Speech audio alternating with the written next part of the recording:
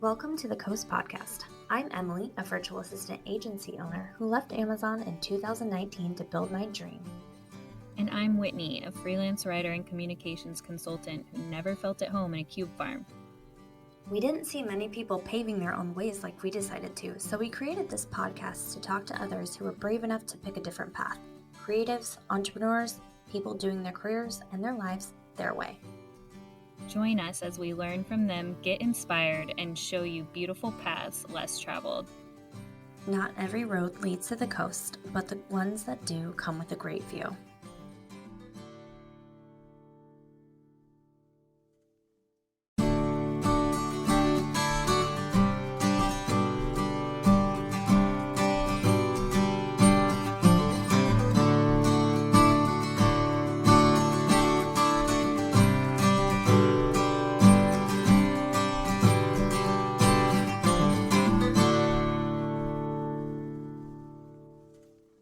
Hi, everyone, and welcome back to the Coast Podcast. My name's Emily Given, and I own a virtual assistant agency in Linwood, Washington.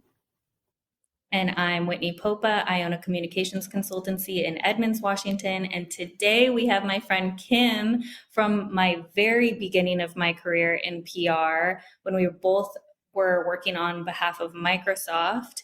And she has since moved on to the Bay Area, to big, fancy other companies, and found her spiritual business along the way, which is her namesake business, KimKnievel.com, where she not even dabbles, she is an amazing light in human design and Akashic Records, which is something that I've been wanting to do, the Akashic Records part, at least for a while, and felt like it was confusing and kind of resistant to the practitioners that I knew existed. And then Kim slid into my DMs and was like, hey, this is something I do now. I want to talk to you about it. And here we are today. So we're going to learn a lot about the Akashic Records and a little bit about how it can work with human design. So welcome, Kim. Thank you for being here. Thank you so much for having me. I'm so sparked and inspired by you gals and the guests that you've had on this podcast. So I feel honored to be amongst them. Well, you are a long time coming because we have this long history with each other. And one of the most inspiring things about a lot of the people that we talk to is they have this like previous life where they kind of figure out, oh, this isn't exactly what I maybe want to be doing, or I want to take what I've learned from these fancy things externally and build kind of a more beautiful, like soulful internal business. And so I'm really proud to be talking to you today because I even remember when we were babies in PR, I'm talking like early 20s, and we both kind of felt that like, oh, she's kind of magical feeling towards each other. And like, even though we were just doing, not just, but like we were working on Microsoft PR, which is very big and fancy, I never felt fully settled, and like, you know, what people told me it was didn't feel that way to me. Like, oh, this is so cool and fancy and awesome that you're doing this. And so I'm really excited that you've been on a similar parallel journey, and I had no idea. I love the secret perfectionists who behind the scenes were like, or not secret perfectionists, total perfectionists who were projecting this happy and fulfilled career existence. And behind the scenes, a lot of us I've found were frankly kind of miserable. And a lot of it was, I'll say for me personally, like hustling for my worth. And there were parts of it that I found so impactful. And of course, it was a huge honor to work for a big PR firm and to represent Microsoft. But the external validation is really what kept me going. And I think, you know, you and I have connected on this as well. And I find that to be a really common thread with a lot of women who have these big, shiny looking careers of just because you're good at it doesn't mean it's right for you. And that's been like the guiding light of this next wild and magical season of my life and my career, is separating what you get externally validated for versus what feels good in your heart, in your soul, in your body, in your bones, and letting that guide your path. Right. No, I'm so excited. And Emily and I have both had readings with you. And I was actually just with a friend earlier this morning having coffee and telling her all about how I've had a fair amount of readings this year, but I always walk away from them feeling like, okay, I need to spend the rest of the day marinating on this. Like it's all good and beautiful and helpful information, but it just can feel heavy. And I said, Kim, having a reading with Kim, and you can just tell us all about the Akashic Records after this, because I was kind of like, I don't know exactly what this is. I'm super open to it. I want it. I know I have some like past life blocks and things that you're going to bring up that are going to be validating. But for me, after that reading, I felt very seen and very light. And I didn't feel the need to take the rest of the day off to marinate on what I learned about myself. So what you do, I'm sure not every Akashic Records reader has the same effect on people. And so I wanted to gas you up a little bit by saying like the way that you deliver it feels just spacious and light and empowering.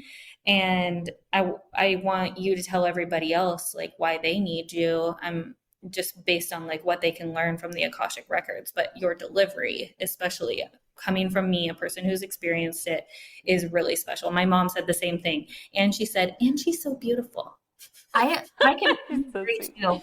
Like I felt super light and floaty and like excited and not like, I'm going to go ponder and journal for 25 years. It was like, ooh, like this is, it was very validating and affirming. And it was really great. And I also love the way that I don't know, I felt like there's a really cool intersection between like you're this professional woman and delivering this information in a way that's like very tactical, but also like it's I don't know how to describe. Do you know what I'm meaning, Whitney? Like it's yes. Yeah. It's it was really it's like go for it. No, it's you can take action on it right away. Yeah. Like this is actionable information, but also like I feel very seen and like how I am now is fine. And then if I want to do these moves, here are some moves that I can make. Yeah, and it's not like, Disney-fied like woman looking at a crystal ball and like, ooh, here is your, it's like, no, this is how it is. And that was just really cool to me. Oh, I'm coming back every week for this date, for this dose of love. I so appreciate it. I think what I'd love to share is some of the things that I receive, and just thank you. Big hearted thank you for what you've shared. It's funny because a lot of the things that you're reflecting back to me are the exact things that I felt were wrong with me in my life and in the corporate world. So a lot of like seeing the good and the light in people. And I fundamentally do believe the good and the light exists in all of us. And to your point, Emily, like not in a Disney princess kind of like wax poetic over the shadows sort of way, but sometimes we just got to dust off the glass a little bit. And it's right behind the glass. That's where it is. And sometimes we just need someone to remind us of that, or to give us that metaphorical rag to wipe that glass off to see the shine come back through. And I do believe truly fully that if we can embody these paths that feel more resonant and right for us, and you have to be ready for it. I think that's both what I can say about both of you is you're gals who are ready to hear the truth and who want to hear it. And there is some consistency in the people who come to me and who I find myself doing readings for. Is there's this element of accountability of like, I'm ready and I want to hear it. So I think the practical and pragmatic, really, you're pulling on the corporate part of me that still exists within the spiritual world, which I absolutely think can be there, but also, the truest part of me who likes to see the good in people, who finds the good in people. So thank you so much for the reflection. The pragmatic and practical part is like, that's big for me. You don't want to go to a reading and just have it sit as information. Like that's fun, but what can I do with it? That's kind of my intention too. I think it also makes you approachable for people who might not be in the spiritual realm or have reservations about it. They talk to you and they're like, well, this is just like a normal person that's giving me advice that I can go take action on. And so I think it makes you approachable as well. And I think that's really helpful to introduce people to this world that they might not know yet. Yeah. Yeah. Thank you. It's both can exist. I think so often, especially in the times we're living through right now, it's like very black or white or this or that. And I would say my approach to life and to my business is no, it can be both. You can be spiritual and you can be a corporate badass and you can be like a crafter and you can like your house and EDM music and just in the same want to cozy up and cuddle up with a book and a cup of tea. Like it's really a thing about honoring all these parts of ourselves that exist and letting them live sometimes in odds with each other. There's a lot of duality, I think, that I found in my personality that a lot of people have too. And we're very quick, I think, to shame the parts that don't feel like they fit within the image that we either want to portray or that society is telling us is the right way to be. And so I think that's a big part of the practice is just truly letting all of you come to the table and knowing artfully, like when, what part of you will come and when, what part of you you're going to play on. But all of it belongs, really all of it belongs. Yeah. And that's so validating for people to hear, especially with something as like I would describe as like kind of heady and mystical as the Akashic Records. So can you give people kind of like an overview of them, how you found them and how you practice them with people? Yeah, absolutely. So I have always had a very spiritual path, and I would say even connecting back to being a kid, I would say that I had intuitive gifts that just weren't honored like that. Like I was a very highly sensitive kid that could pick up on people's emotions. So, I was a big athlete. I played soccer through college. All of it was this like achieve, achieve, achieve, and that translated into the corporate world. But that's where the spiritual path really lit up of trying to make sense of things outside of it. Of I'm externally getting validated by success, but it doesn't feel good. So I started dabbling. I mean, name a spiritual practice, and I've done it like medium, psychics, astrology, tarot cards, like oracle cards, anything, any kind of energetic work. I really was just seeking. I was seeking, and I kept that part of myself very closeted. So I would go into the corporate world and put up the good front and was a hard worker and was using my intuitive gifts. I would call them that now, but I didn't know that specifically what I was doing. And it came to a head. I reached what I would consider my dream job, and I was miserable. And I had the big title, and I had the big team, and I knew something had to change. So this was also in the middle of the pandemic. So, we were with ourselves. We are with ourselves. If there was something that was unresolved, it had to come to the surface. So I kept hearing about the Akashic Records so often. The repetition of something coming to you is a good validation and sign of like, oh, there's something here. And that's what happened with the Akashic Records for me. I think I heard about it on a podcast, and then I saw it on an offering for someone else. I picked up a book, totally connected with the practice. And then an Akashic Record reading is actually what eventually diverted me from my corporate path. The reading that I got gave me information. It was the straw that broke the camel's back. And that's what launched me into this path. So a little on the records. And it's funny, even the words Akashic Records, people get this kind of funny look on their face of Akashic Records. Like, that sounds ancient. Like, that sounds mystical. That sounds magical. What is that? And the records have been around since the beginning of time, and previously only really like mystics, sages, like people of higher powers could access them.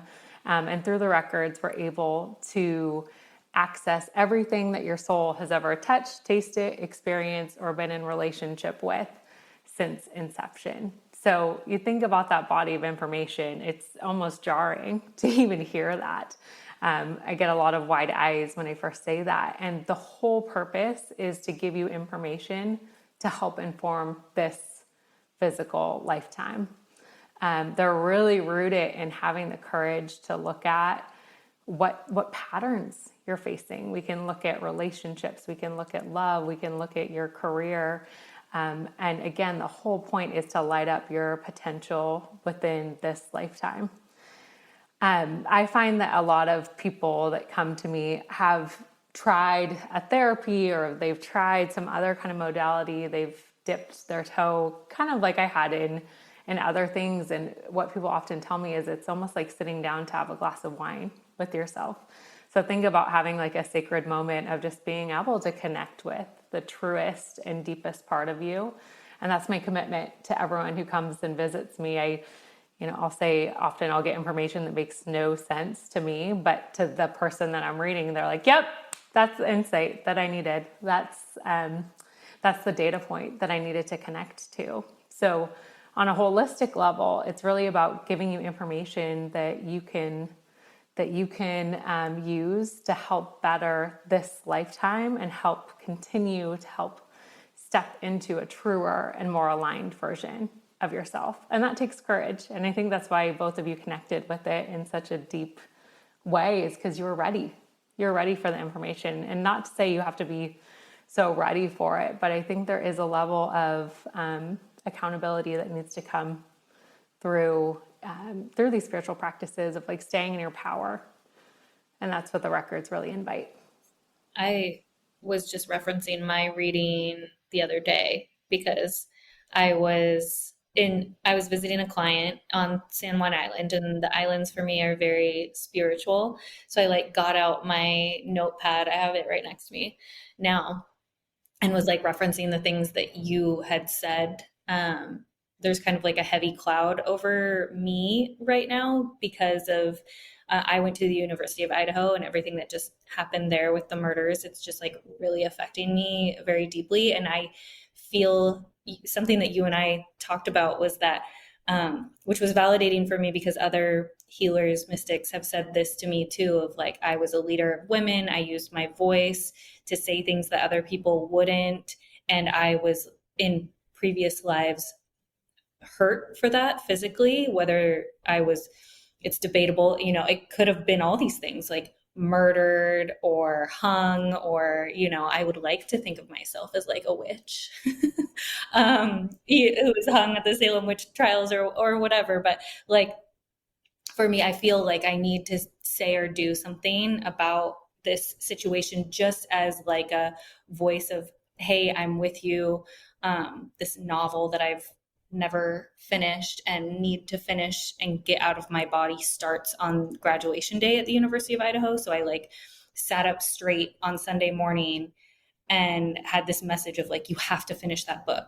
Like, you have to do this for Idaho right now. And I need some people to hold me accountable because I have a lot of like, I think past like blocks around it, given that I was tortured, hurt, for saying my truths, which is never like in this book, it's very light, like kind of not light, but coming of age type stuff. That's, I would hope, like a fun read, but I'm so afraid, given all those past things, to even finish it, that I was like, I feel like I need to use my voice in a couple different ways, like about this specific scenario, just to let even my sorority sisters, the community know like, hey, I'm with you and I'd like to do something good for Idaho eventually.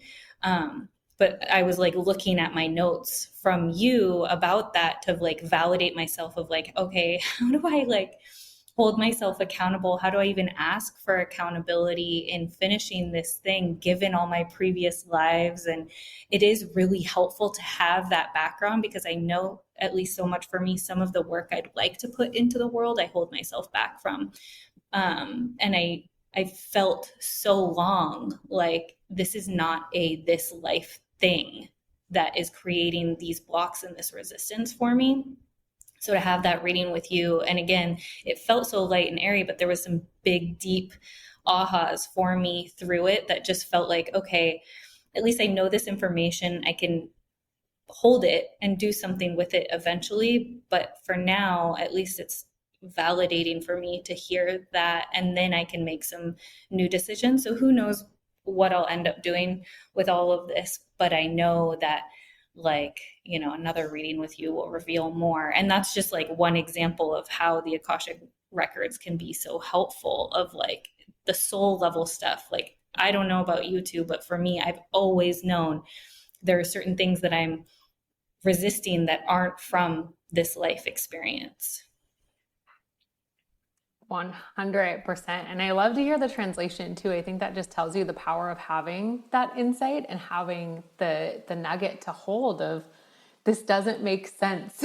Well, this doesn't make sense to this lifetime. Where is this block? Especially, you know, hearing your experience as someone like you that's sharing their experience on social media, that's like out there with her opinion. And so when you get that kind of block, it really invites curiosity. And that's what I think the records invite as well, of how can we be curious about our experiences, and how can we use that information to, again, to better this life. I think there's a lot of people who have incarnated on the planet now to really go head to head with some of this deep, either ancestral or just within your own past life experience. And they're like, buck stops here. I'm done. I'm not going to do this anymore. And so when I hear that, I also hear a woman with great courage who's wanting to look it in the eye. And when I say, you know, courage, I think courage gets coded so often of like, it has to be deep and it has to be hard, but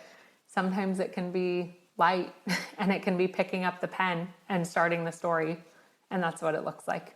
Or it's picking up the phone and having the conversation that you have been delaying. And so that's what I love the records for. And I think that's also why more people are tapping into them in this lifetime, because they're ready to heal and because they're ready to really tap into their gifts. And before we can fully embody our gifts, there is a bit of a path to walk. There is some healing that needs to take place, because using your voice in the way that you're talking about, that can be scary. It doesn't always feel great to go after the thing your deepest heart desires. And I think that's a great way to use the records of just getting real with yourselves, like getting real with ourselves about what we want, our big dreams that we have for this life. And for our families too. I really truly believe that the work that we do, it's not only benefiting us, it's the concentric circles of our friends, our family, our community as well. Mm-hmm. And what's funny too is you ask, and I don't think it's a requirement, but you ask like, oh, come with a couple topics that you want to discuss. And I wanted to talk about my relationships with white men and my relationship to money, and some of the things that came up. Like, as you heard, these are not like, that witchy stuff isn't related to those things. It is and it isn't at the same time, because I do think I was hurt by men, you know, with the throat stuff. But it's kind of cool to see how that conversation evolves, even when you come with like, oh, here's two themes I want to look at. And I think that's really the integration of the storyteller part of me. When I talked about bringing all yourself to the table, you start to see what puzzle pieces are really lining up for you. My background is in communications and PR. And so being able to pull the information and articulate the story in a way that will connect with people, that's, again, staying pure to what I'm hearing or what I'm feeling. And the information will come in different ways dependent on who I'm reading. So if I'm reading someone who's really musically inclined, sometimes I will hear auditory. If someone is a writer, it'll come through in words. If someone is really empathic, I might feel in my body. So being able to drop in and tune into what the message is, but then sharing it in a way that's hopefully going to connect with whoever is on the other side. That's the discipline and the devotion to the practice. How long did it take you to master reading the records? Like, how many practice sessions did you do? Do you practice on your husband? Like, do you practice on your family? What did your journey look like getting here? Because as somebody who wants to tap into their spiritual gifts, I don't know. I would love to learn how to read the records. I would love to learn how to, harness my psychic abilities. Like, tell me about what that looks like, the practice and the devotion, like you said. Yeah, great question.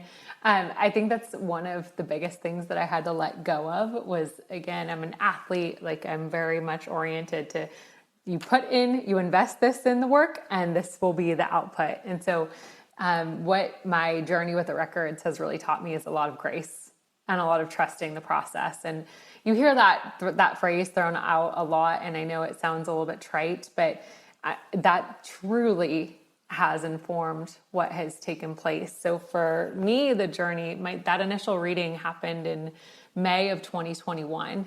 So it took me till September of 2021 to take the step back from my corporate career. And I took a sabbatical, got married, went on honeymoon, did a lot of deep reflection of, I feel like my identity is crumbling right out from under me and I don't know what's happening. And this I felt scary. It didn't feel great and magical. And I think that's really important for people to hear too of, we hear purpose or calling and stepping into our gifts. And that sounds like we're riding off into the sunset on unicorns. And no, like sometimes it's like a little bit jarring to who you thought you were, who you had portrayed yourself as, crumbling a little bit. And it's beautiful. It's crumbling so that something new and more true can emerge. So I picked up that book and I learned under Linda Howe's philosophy. She was one of the first people to write a book on the Akashic Records. And there's a whole series. If someone's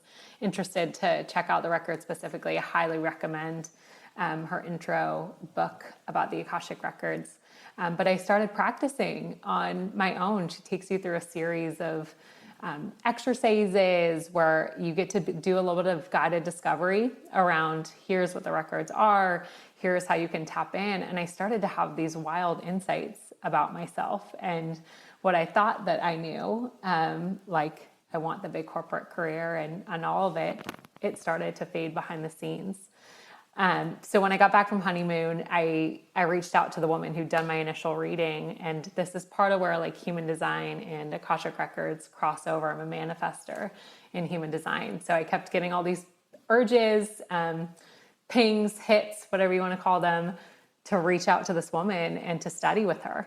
And so I did a couple independent studies while I was on sabbatical. And as part of it, she forced me really, because I did it a little bit with clenched white fists, to do practice readings on people. And I saw the impact that it was having. A couple of my initial readings, people were in tears and it was almost jarring of, hold on, like what? Like me? Like really, can I do this? Like there was this moment of almost imposter syndrome of like, why me? And I think that's important to share too. It's not like I was ordained and fairy godmother came and here we are. So I just stayed committed to it. I kept just doing practice readings with people. I connected with people. I'd reach out to people like Whitney, like when I got my hit or my ping of like, hey, this is someone like that would be like, seems like they would be interested. I actually stayed away from my friends and family initially, though. It was more like that second layer of person that I knew, but I wasn't super close with because I wasn't quite secure enough in the gift yet. So actually, the more comfortable I got, the more I practiced on my own. I have my own Akashic Records practice that I do. Probably like once every 2 weeks, I'll go into the records myself just to keep myself connected because I still get information in the same way. And the more I put myself out there, the more the people came. I did a reading for someone did a gift swap, and she posted on her Instagram and there was this flood of referrals that came through. So like 5 or 6, and it was like, oh God, like, hold on, time out. Like, I don't know if I'm ready for this. And I kept going. So it would be disingenuous to tell you if I would have thought that this is where I would launch a business.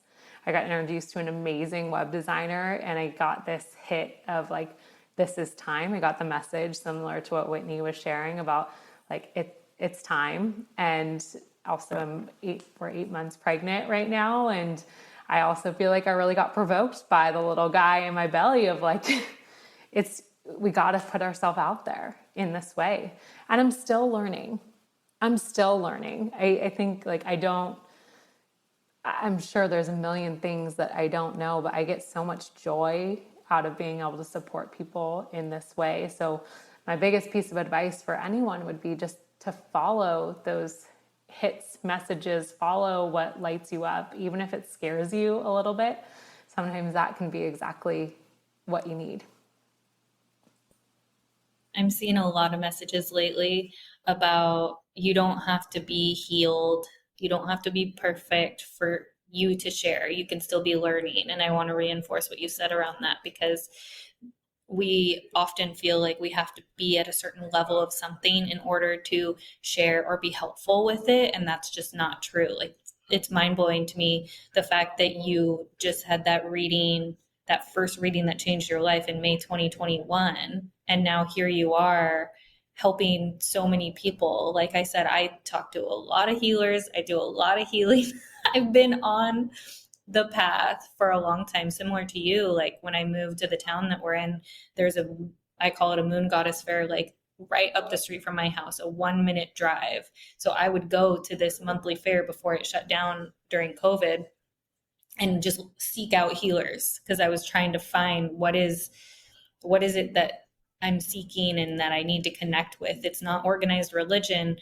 What is it for me? How do I define my spirituality, my higher power, my belief system? And I would be in there in tears, like looking for these people to help me get closer to myself, essentially. And I like to share that for people too. And I've never thought about it as like concretely as like, you don't have to be healed to heal. I don't know that any of us are ever going to be completely healed.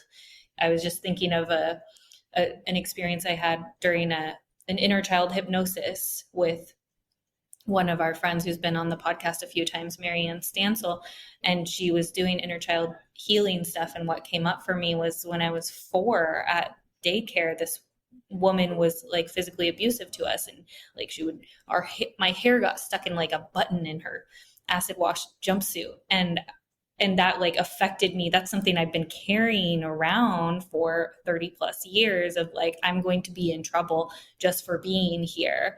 And I didn't realize it until I was in that reading. And now that I'm aware, I can share that, and hopefully that would help maybe one other person. If not, that's fine too.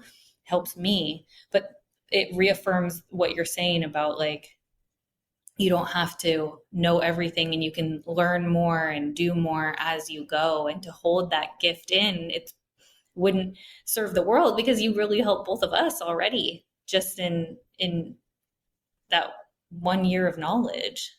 It's crazy.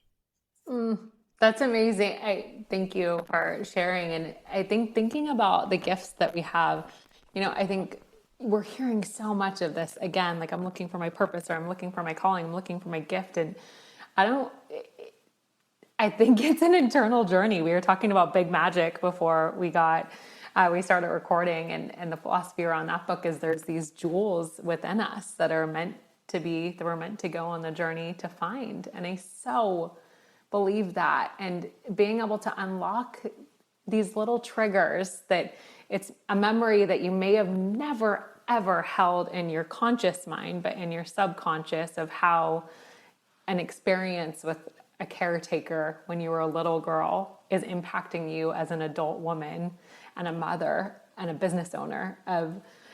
That's what the work is here for. And it really is laced with curiosity, being willing to be curious and to go explore. And there's not, again, this is a little bit trite, but like there's no destination.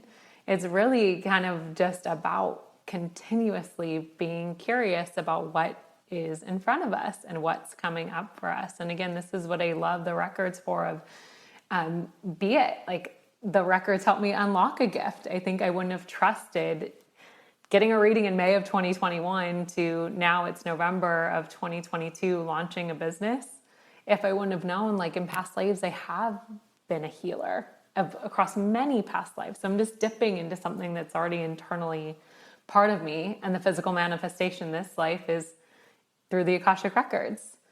I find it really fun to think about what other gifts and to have witnessed other people connecting to their gifts as well, that might be, again, from a past life, might be ancestral, that their line is really calling them to pull forward now. But it all starts with that curiosity. And I really, truly believe that everything that we need is inside of us. And the point of the readings and the point of working with me in the Akashic Records or anyone who's a healer is just to remind you of your power. My biggest goal would be that no one has to come get a reading from me ever again, because you know you have the tools on your own. It's just about the remembrance sometimes. So a lot of our audience has insight as to what human design is and how that works, because we've had Sam with Human Aligned on a few times to talk about it. And I know you kind of wanted to talk a little bit about how Akashic Records can work with your human design. You did briefly, but do you want to touch on that before we go into rapid fires as well? Yeah, totally. So human design I found in 2019, and my God, human design is the biggest permission slip and languaging around. I'm not crazy. I'm just meant to move in a unique way. Like I couldn't, yes, could not say more positive things about human design. So I'm a manifester, a 3-5 manifester in human design.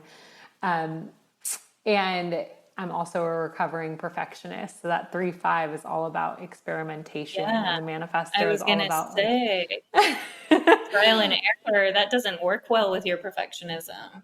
100%. So it was super triggering when I found the human design. And as I went down the path and started to integrate just little simple stuff, saying no when I meant no, following the urges and the nudges, and having the toolkit of human design really is what helped me follow the path with the Akashic Records, because I knew to trust those urges, hits, messages that made no sense.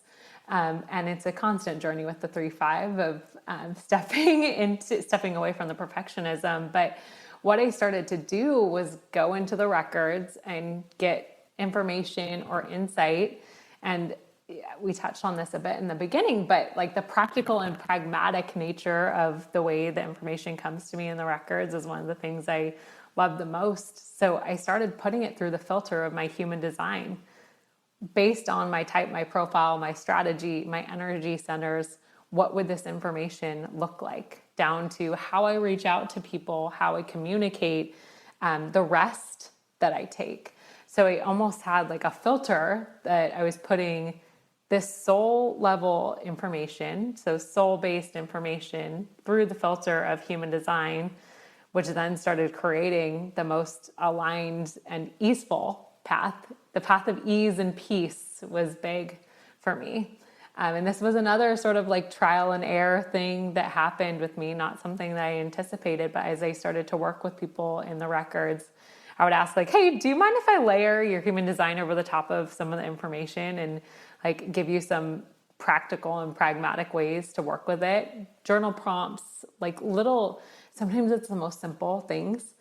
And people started having these wild results. One of the women that I worked with, I met at a yoga retreat in Maui in May. I was there with my mom. I just found out I was pregnant. I was just like starting to really talk about the records, and that I did this. And she was like, hey, can I get a reading with you while we're here? Like, oh God, okay.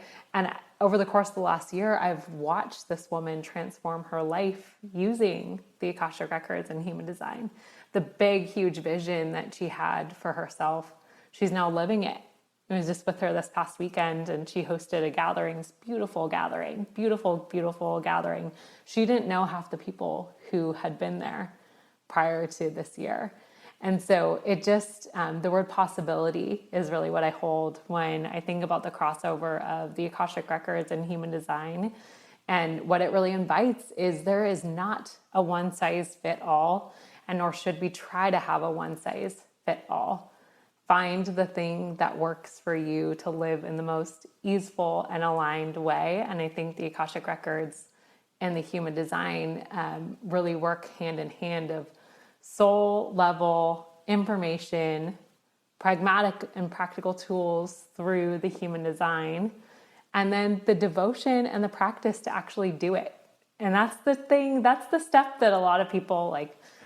Of course, we all want that like magic pill that we take and we're done. But it's the devotion to the action every single day, even the simple things. That's where the magic really gets unlocked, in my opinion.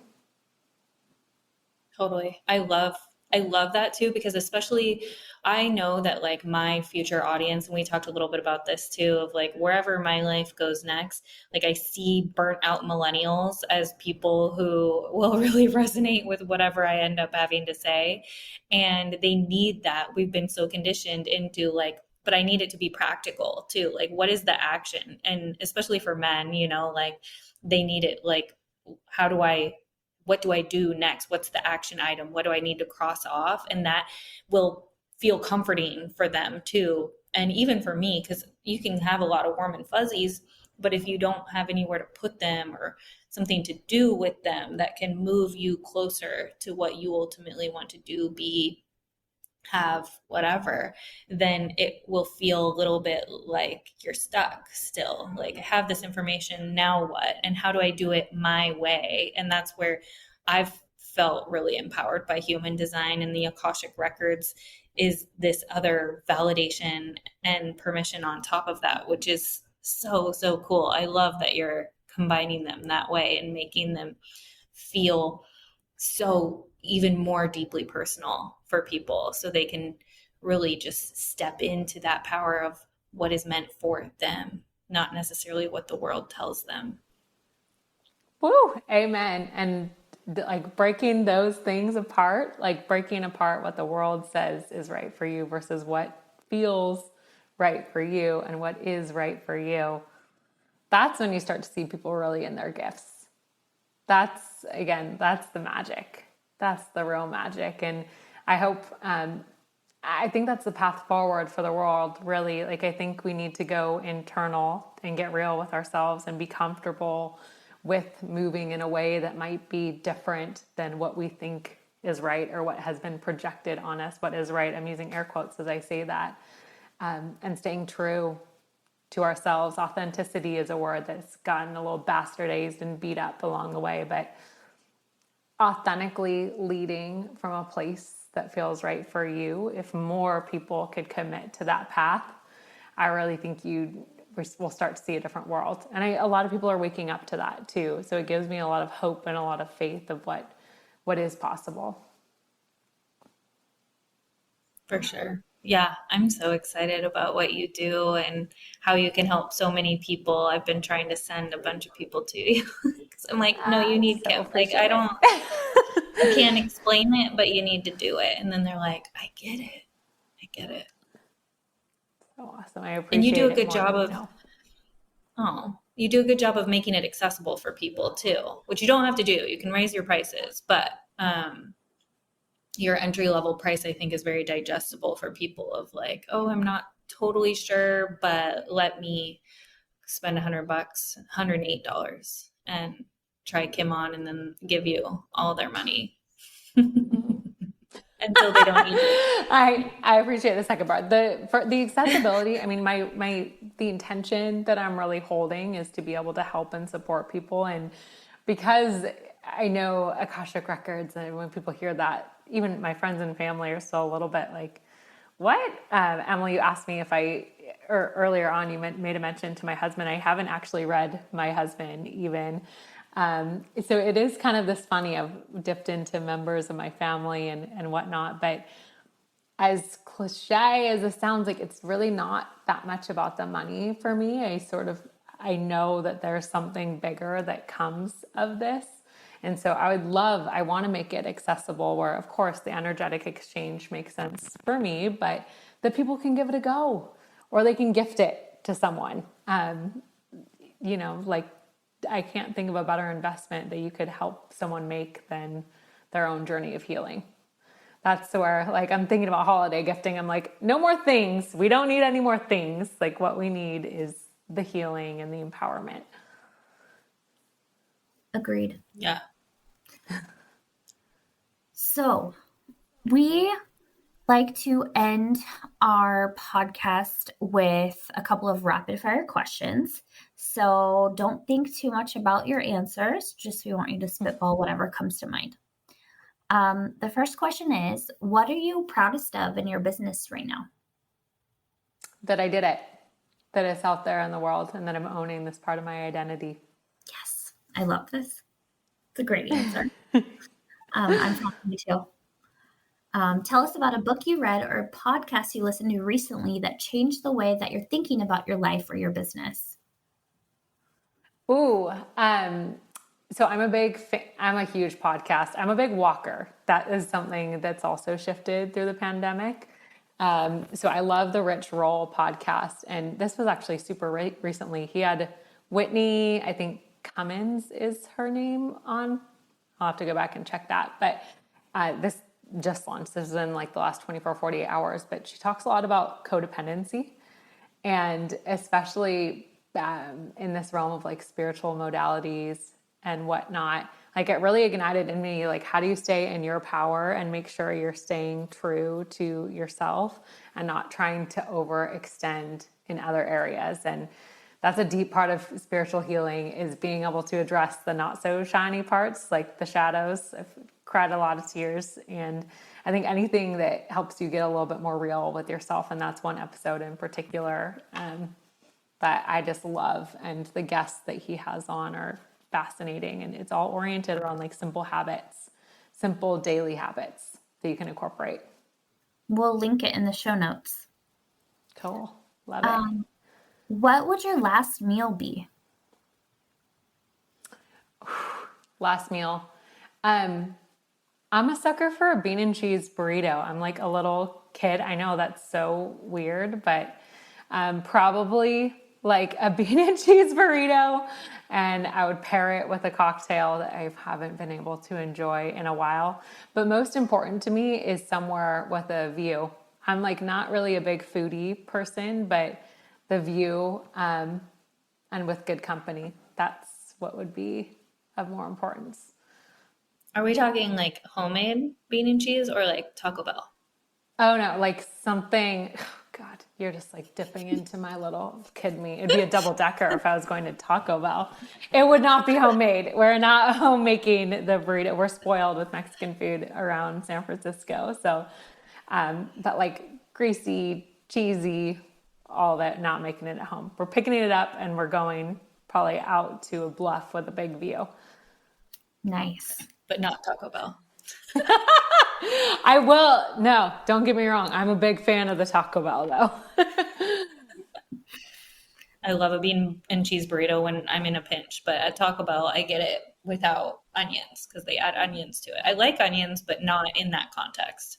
Yeah. It doesn't need Now I more. really All want it needs is a bean and cheese. Totally. I'm like, maybe we're ordering Taco Bell for lunch. This today. episode unofficially sponsored by Taco Bell. One of my cousins does work for the ad agency that does their commercials. So Hook us up. Double deckers, put it please. out there in the universe. What is the best business purchase in the last 6 months you've made under $100? Sometimes people cheat on this question, but sometimes they don't. Under $100. Oh my gosh, I'm trying to think of, I think my Squarespace, I would have to say, well, it's like not in the last month, but again, just like the making the Squarespace payment, I forget even how much that is. It's like $20 a month or something. That was it. It's like this little simple stuff. Yeah. Don't get caught up by having to have big fancy tools. It's like a pen and a notebook. Yeah. And like taking the action. Someone else recently said Squarespace, didn't they, Whitney? Like, I'm pretty sure that was that or something similar. Yeah. Some kind of admin tool. And finally, the most important question, we think, what is lighting you up lately? I have been going on a walk between like 2:30 and 4 p.m. and the fall golden light right now, like I'm pretty sure I'm just dancing in magic every time I go out there. Like good music, watching the way the light is coming through the trees, or even like taking my headphones out and we have a couple of cool forests by us. It's like 10, 15-minute walk even. Game changer. It's like I feel I can feel the connection to something bigger with something like that. And then I bet you come home sometimes and you got some inquiries in your inbox, because that's a very good manifestation tool to be out of your own energy. I recently learned, like, for meditation, for those of us who live in our heads, a meditative practice, no wonder I'm always told, like, you need to go outside, because when you spend too much time in your head, you need to be out of your head and in the world like that. And it helps you just calibrate. And then vice versa, like if you're at the airport or something, you have a lot of inputs. That's when you go inward. And as far as like manifestation, meditation, all of that, it's like so helpful. So of course it feels like dancing in magic, because you are, especially with how beautiful it is. Yeah. So poetic. I love that. Kim, where can people find you on the interwebs? How can people work with you? Tell us all the things.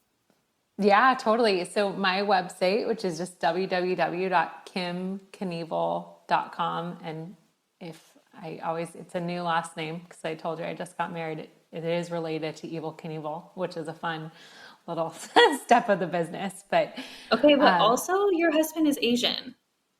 Yeah. Right? I know. So I'm like, was Evel Knievel Asian? No. His dad is German, so his mom's Korean, dad German. So yeah, very confusing. Like I kind of fit the look of the Knievel more so than he does. But that's the other place, she's half Korean. We were talking about. I'm just really hoping. I showed her your baby today. I was like, your baby could look very white like this. FYI. Oh my gosh, I love it. We're just holding. I'm like, please look like my husband. That's what I would love. But also, so my website, www.kimknievel.com. My Instagram handle is just @KimKnievel. We talked a little bit about the readings. That's if you want to give it a go and try it out, you can book a reading. I'm going on maternity leave near the end of December, but then I will be back probably early March. And I also have human design readings if you're interested in going that path. And then I have crossover coaching packages. So either you can do Akashic Records coaching, you can book a three session package. So working over 3 different readings, which is, I think, an amazing way to commit to coming back to yourself. I like to keep a month between readings so you have time to integrate the information that comes through. I'll be hitting you up after you come back from maternity leave, because that's awesome. Yes. And then the biggest one too is the coaching package that combines Akashic Records and human design. So I would say that's someone that's really looking to address things from a soul level perspective and then layer over the top with human design. But I so look forward to connecting with your amazing community, because you gals are just so special. Thank you so much for being here today, Kim. You're the best. Yeah. Thank you for having me. And how do people gift you? Do you have gift cards on your website? Yeah, I have gift cards on my website. So there's gift certificates that range in pricing. So dependent on how you want to go, if you wanted to gift someone a reading or if you wanted to gift someone a package, that's all available on the offerings section of my website as well. Awesome. Well, thanks everyone for tuning into this episode of The Coast. We will talk to you soon. Bye. Bye. This episode edited by Kate Gentry Shue. And music provided by Sloan Best.